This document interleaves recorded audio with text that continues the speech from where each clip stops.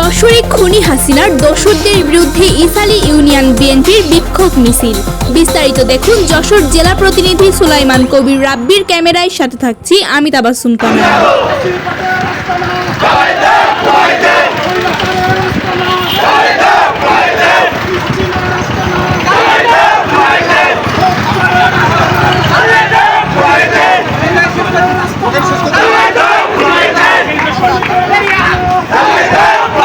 বিক্ষোভ মিছিল শেষে আওয়ামী লীগের সন্ত্রাসীদের হুঁশিয়ার করে বক্তব্য প্রদান করেন ইসালি ইউনিয়ন বিএনপির সভাপতি অধ্যাপক মাহমুদ আলম। আমাদের সতর্ক থাকতে হবে, আওয়ামী লীগের কোনো দোষর তাহলে কোনো রকম পায়তারা করতে না পারে এবং কোনো রকম বিশৃঙ্খলা করতে না পারে। বাংলাদেশ জাতীয়তাবাদী দলের প্রত্যেকটি সৈনিককে এ ব্যাপারে দৃঢ় শপথ নিতে হবে।